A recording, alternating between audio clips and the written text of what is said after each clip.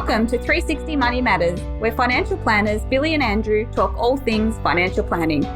This podcast aims to increase your knowledge and confidence with all things money. Each week, they will cover topics like wealth creation strategies, investment principles, creating passive income, paying off your debt faster, and much, much more, so you can live a life on your terms without limits. Alrighty, welcome back. 360 Money Matters podcast, Andrew. Welcome back. We're excited to have you all back here and be doing another podcast. That's right. And today's a little bit different. We've got a question from one of our listeners. Jeff has written in, sent us an email, and he's got a common issue that we experience all the time. And we're going to work through that and see if we can help out Jeff. Yeah, first question from a listener. So it's pretty exciting for us, Billy. But Jeff, really appreciate you reaching out. And I'll read the question out here for you guys just so that there's some context around it. But question that we got from Jeff was, I know that I need to do something on my wealth creation, but I feel that I never have any money left over after I get paid.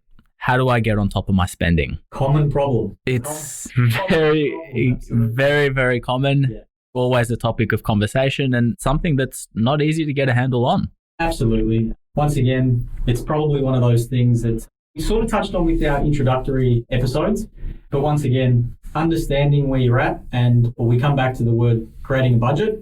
Yeah. And that's probably the first, hear everybody rolling their eyes, but essentially that's the first part of the process. I mean, look, if you're in a bit of a hole or if you're in a bit of position, the key is to, stop digging and figure out where you are, take stock of your situation, because if you don't have a clear indication of where you're at, how do you improve that? You don't know which way is up and you don't know which way to go. So I guess the direction that we'd say for Jeff is to create a budget, understand your income, understand your expenses, sort of touching on something that we've spoken about previously because it happens time and time again.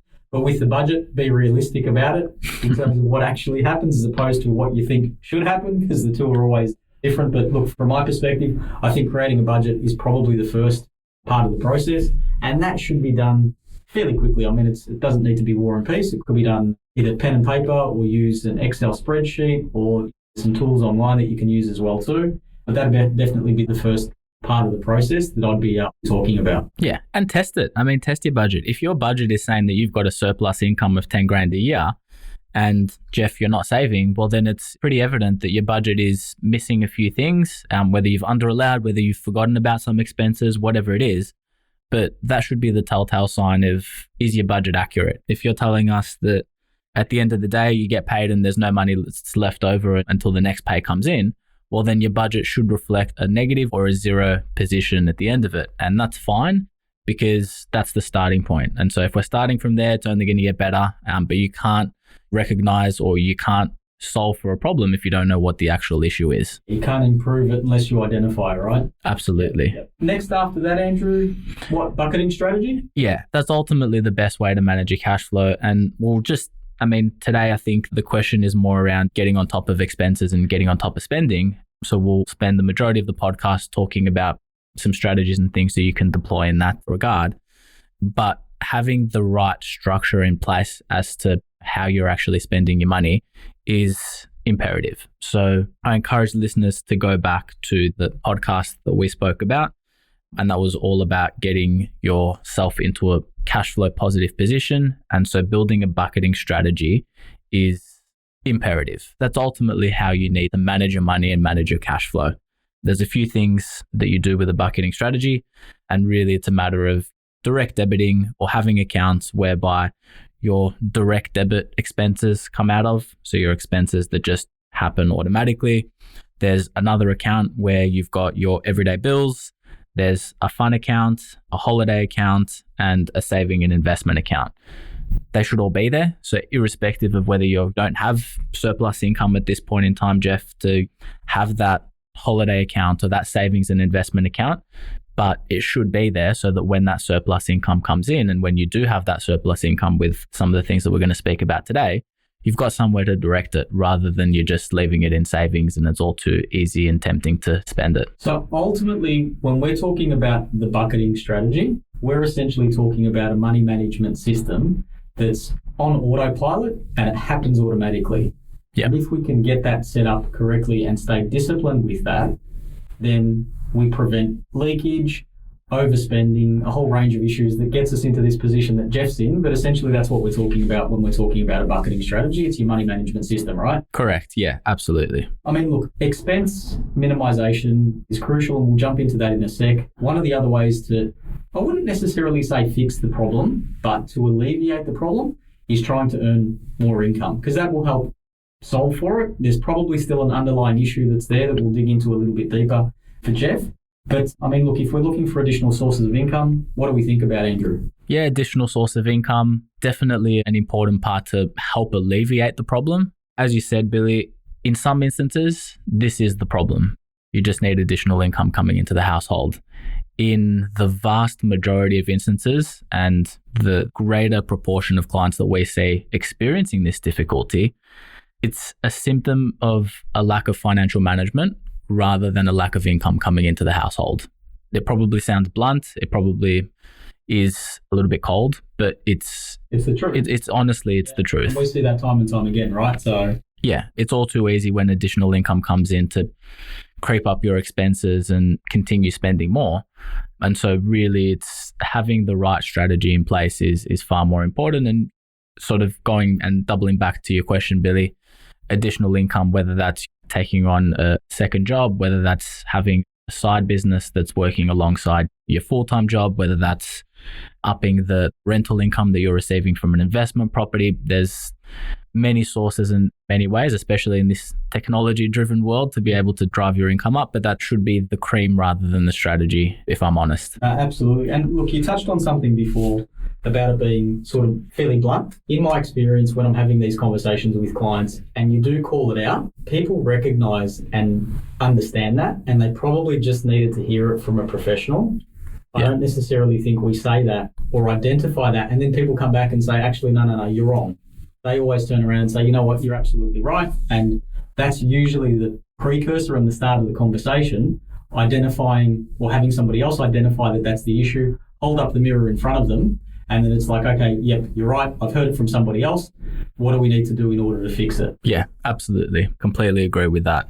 From an expense perspective, one of the things that I find that it's really easy to lose track of is your direct debit expenses that are just happening sort of automatically in the background. And we need to be a bit mindful of this because we encourage people to set up direct debits where they can. But let's talk through the direct debit expenses and what should we be looking for from that perspective to make sure that we're not paying for stuff on autopilot that we don't need. And two, how do we make sure that we're not overpaying for stuff and it's just happening in the background? Yeah, I would really set up a period of time. Now, it's different for everyone, and probably for yourself, Jeff, I would enact on this straight away and make sure that you're constantly on top of it.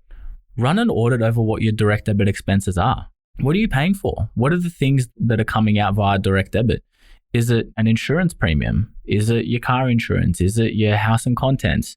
Run a review over, is it competitive? Can I get the same level of coverage or the same things that I'm paying for? Same benefit, yeah. Yeah, for a cheaper price. And that needs to happen periodically, whether that's once every 6 months, whether that's once every 12 months. Initially, you need to run through the exercise in order to see if you can get a better deal. But you got to keep an eye over it and you got to continually manage it because it's all too easy for those expenses to continue to creep up. Yeah. In my experience, Andrew, especially on the policy anniversary, for those things that are direct debited, you see an increase with your premium and it's only $20 a month, whatever it may be. I don't exactly know, but it's easy enough just to turn around and say, oh, it's a small enough thing. It doesn't pay me or I can't be bothered. Just let it go. And all of a sudden you're paying $200, $300, $400 more for something and you really haven't gotten anything additional in terms of benefit off the back of that. So one of the things that I encourage clients to do is, at least on an annual basis, have a look at your expenses and see if there's anything in there that you can renegotiate, because you'd be surprised. There's so many product comparison websites. There's so many different product providers out there, service providers that are out there, where you can go and actually get a better deal and realize that you're paying more than you need to.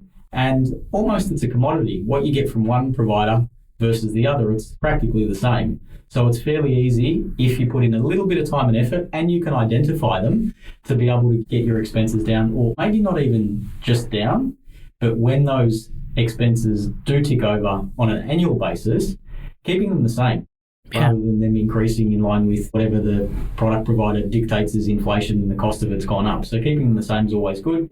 If you can get them down even lower, that's always a bonus as well too. And doing it, as you said, on an annual basis, it's really easy to see the impact that you're actually making. So all too often, you touched on it, it's easy to say, it's just an extra $10 a month. It's not worth my time to renegotiate this. And then 3 weeks later, another anniversary comes in. It's just another $15 a month. That's okay. I don't need to worry about it. It's not a huge increase. When you're doing it all in one shot and when you're renegotiating everything in one shot, one, there's the benefit that you can potentially bundle services all together and hopefully get a better deal by doing that. But in addition to that, you're seeing $15 a month plus $10 a month plus $5 plus whatever it is. And you're seeing the broader picture as to what's happening, and assessing it all at once really shows that it's worthwhile going through that exercise, because you could be paying thousands of dollars a year more than what you actually need to. Yeah, well said. I think also something else that tends to creep in, especially in the environment that we're in, is the subscription services. Yeah. You get access to, a whole range of different things. We think of the Netflix and the Primes and things like that, and they're reasonably cheap, and they're, in my opinion, they provide a lot of value. But if you've got all of them. Yeah. If you're on Binge, Netflix, Amazon, all of them. For the sports, yeah. They start to add up. So those subscription services that we just take for granted that are there, that's always a really good one to identify and actually see what it is that you're paying for and what you're getting. So understanding what all of those are from that perspective, from a direct debit point of view, I think, Jeff, that's probably a good starting point. And that ties back into what we were talking about before with your budget. And that should be the foundation of that exercise. I mean, Jeff didn't say anything to us, Andrew, around a debt position. What if there's debts associated with what we're looking at here? What should be the approach when we're talking about that? Again, so another thing that we've touched on in a podcast in detail, which is getting your debts under control, but really sort of high-level summary and a few things that you can employ when you're looking at improving the cash flow position is, as you said, the debts. Now, if you're got a whole bunch of credit cards or personal loans and it's all from multiple different providers, having a look at, is it possible to consolidate that or consolidate a portion of it in one provider where there's either a cheaper interest rate or in some instances, there's nil interest that's paid for a period of time, and so give you an opportunity to pay down the debt rather than just fund the interest portion of those debts. So trying to really push as much of your cash flow as you can towards the principal payments on those debts. Yeah. And look, interest repayment is obviously critical because that'll determine how much you need to pay back. A lot of the time, in my experience as well too, it's also about just having those in, with a debt consolidation strategy, having it in one easy payment rather than needing to make 4, 5, 6 payments to different providers.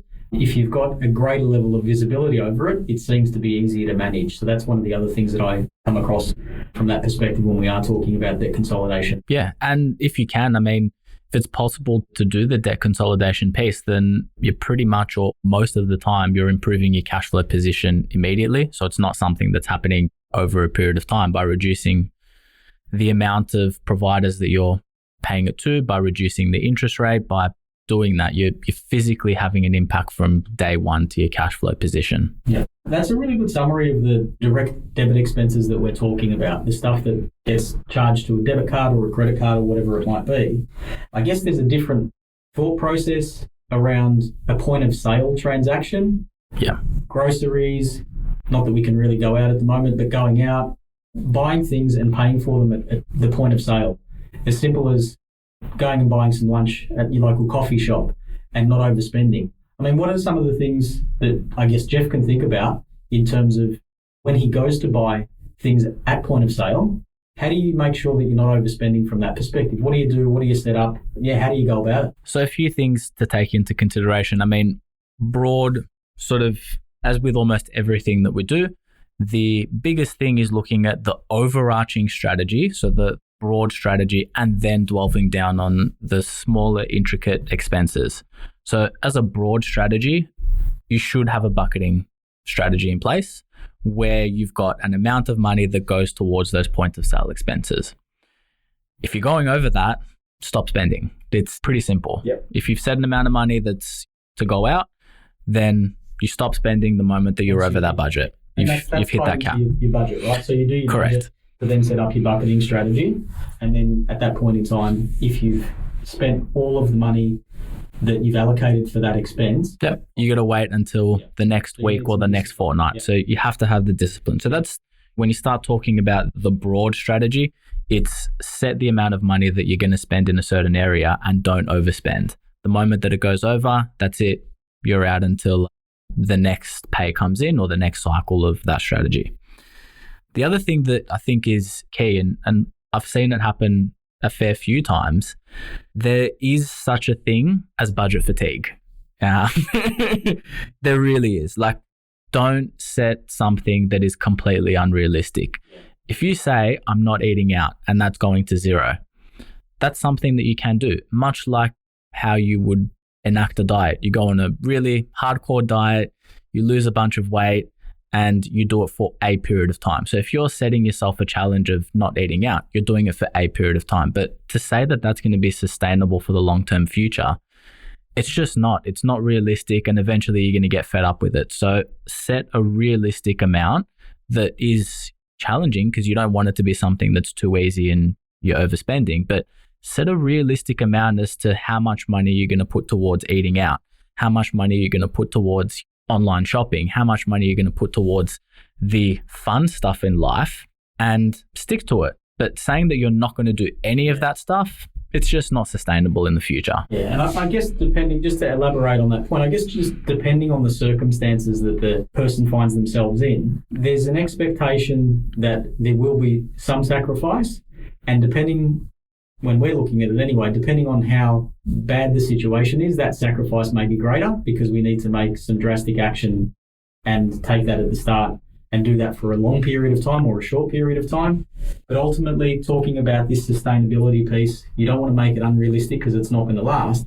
But if we can get ourselves to a position where we're making, I guess, minor continuous improvement on it all of the time, that's when we find that we're starting to change our habits, we're starting to change our mindset. And what that does is then really set us up for success in regards to our money management system for the longer term. Exactly right. And just as you were saying before, like if, Jeff, you're in a really bad debt position and there's significant amount of debts and it's to the point where it's staring down the barrel of whether it's bankruptcy or some pretty substantial things, then maybe you look at, all right, I'm not eating out for a period of time until I get that under control. And then once my debt position has been recovered, then I'm going to start.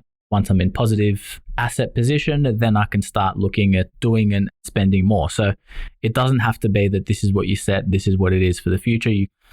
There's seen, and for some people it works, but you go on, like a cleanse kind of thing or a hardcore budget for a period of time, and then you sort of loosen the strings a little bit once you've gotten yourself to a position. But making sure that you're doing something that's substantial and sustainable into the future is an important aspect to it. Yeah, I guess the analogy with the dieting actually makes a lot of sense, right? I mean, if your health isn't the way that it should be, you go on a diet that's fairly stringent at the start, and then over time you get into those positive habits and it's not as hard and you get better and more momentum and so on and so forth. So that's a really good analogy on that front. But one of the things that I tend to find is where it's really difficult to overspend is the grocery store. That one seems to be the one all of the time, and it's a challenge. How do we go about making sure that we're not overspending at the grocery store? Because I don't know about you, but you're going up and down the aisles, you go to the checkout, there's stuff jumping out at you that's only a couple of bucks here, only a couple of bucks there, especially if you've got a sweet tooth. Yep. What do you do? How do you control, or how do you prevent yourself from getting into a position where you're not overspending, thinking in the context of the bucketing strategy where you've allocated an amount to groceries each week? How do you make sure that you stay within that? So a few things. And I, especially when I get this question as financial advisor, I'm fairly cautious of people not spending or not overspending at the grocery store, just because if it means that you're overspending at the grocery store, then very likely you're probably underspending when it comes to eating out. And that's a really major expense for a lot of people. So you don't want to not have enough food in the fridge where it's really tempting to look at Uber Eats and order something. But overspending at the grocery store is really easy. Obviously shopping around for specials. Going in with a list is probably the most important thing. If you go in with a list, you know exactly what you're doing, you know exactly what you're purchasing, you know exactly what you're going to do for the week. Whereas when you're going in and you're just picking stuff off the shelves, it's really easy to overspend. Having a think about, and it all comes down to obviously your personal preferences and personal beliefs as well, but is eating organic really important to you? If it is, then you have to acknowledge the expenses are going to be more at the grocery store. If it's not, and you're just doing it just as a matter of course, then maybe you don't need to look at and shop at the organic section. Maybe you don't need to shop at the smaller independent grocers where you're getting amazing produce, and obviously not an advocate for not eating well, but having a look at what's important to you, what areas of your budget you want to overspend in, what areas of your budget you're not overly concerned with, and so you can afford to be a bit more stringent on. Yeah, well said, Andrew. The thing that resonated with me on that one is making a list and going in with that list and not deviating from it. I think it goes one step further as well too. Meal prepping. Yeah. So actually figuring out what it is that you're going to cook for the week and then base your list off the back of that.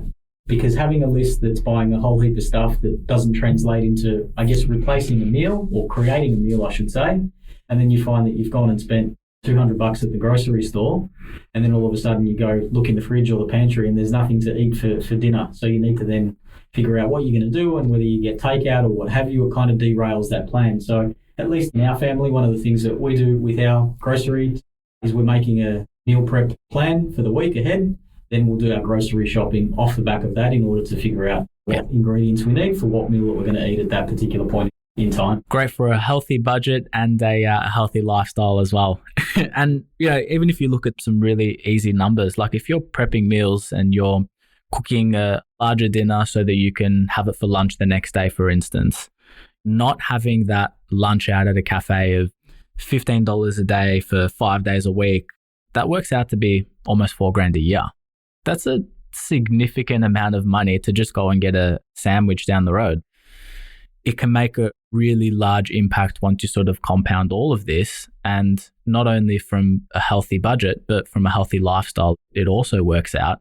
And on the same vein, or how far away are you from work? Do you need to catch public transport into work? Do you need to pay for public transport? Can you walk? Can you bike ride? Again, great for your health, great for your budget. Pretty much from the bedroom to the lounge room to the study at the moment. Yeah.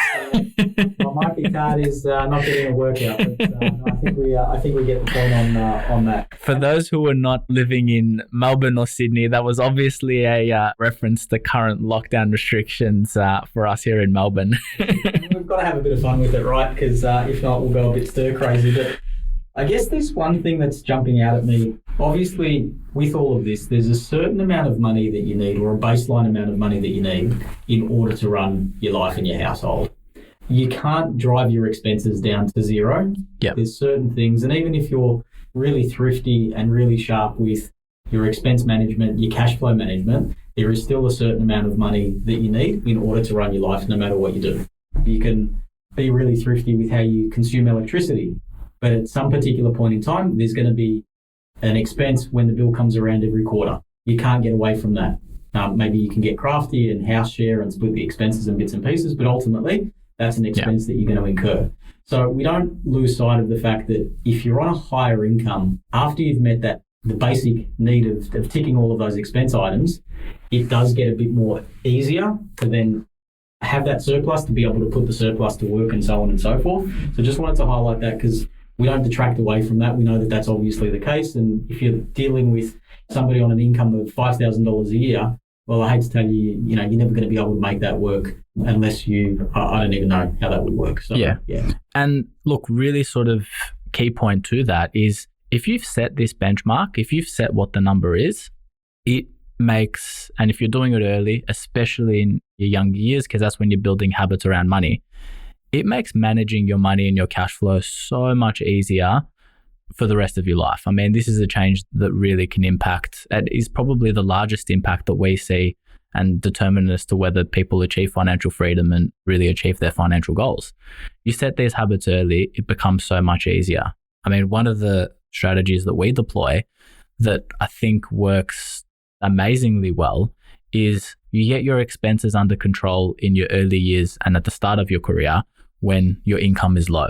So let's say you're starting off on a $50,000 a year salary. If on a $50,000 a year salary, you're saving $5,000 or $10,000 a year, as your income goes up, I'm not an advocate for maintaining the same level expenses. You work hard, you want to enjoy your lifestyle to some degree as well. Lifestyle creep. Yeah. But as your expenses go up, as your income increases over a period of time, you also increase the amount of money that you can allocate towards the holiday account, the lifestyle account, but you only allocate it, not if your income goes from $50,000 a year to $60,000 a year, doesn't mean that you've got $10,000 a year more to spend. You actually only spend a portion of that more and a portion of additional savings. And so you're rewarding yourself for working harder and generating a higher income. And at the same time, you're also rewarding your future self by building savings, building assets, and building investments as well.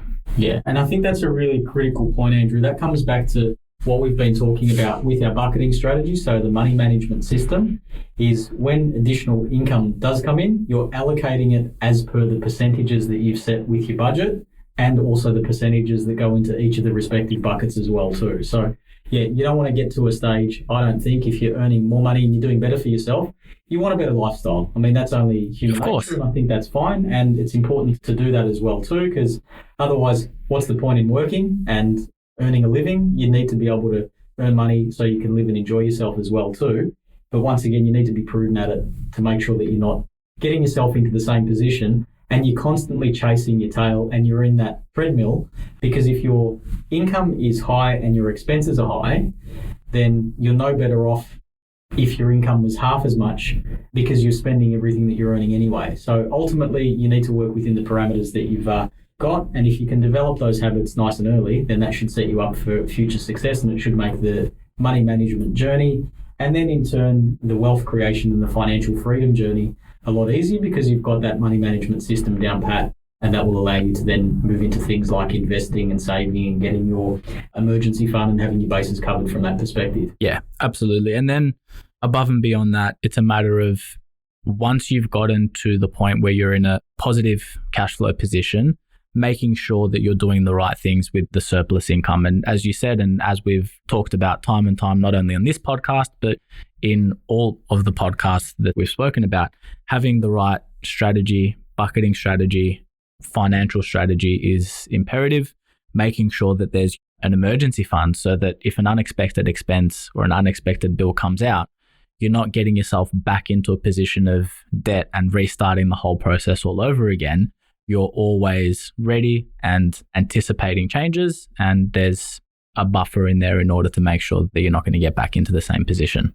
Well said and well summarised, Andrew. Jeff, thank you for your question. Really appreciate it. I hope we managed to answer a few of those things and make it a little bit easier for you and give you some guidance and direction in terms of what you should be thinking about and what you should be doing. Yeah, really appreciate the question. As always, encourage listeners that if there's anything that we're speaking about or if there's anything that you would like some further discussion points or areas that we can touch on more, feel free to reach out to us and we're happy to either answer it personally or address it in another podcast as well. Great. Thank you, listeners, and we'll catch you on the next podcast. Thanks very much. Thanks for listening today. If you have any questions on what we talked about or would like to have a chat about your money journey, visit us at 360fs.com.au. Just a reminder to our listeners that the information contained in this podcast is general in nature and it is not intended as personal recommendations for the audience. Please consider whether the information suits your circumstances before acting on it. This information is provided by Billy Amiridis and Andrew Nicolaou of 360 Financial Strategists Pty Ltd, authorised representatives and credit representatives of AMP Financial Planning.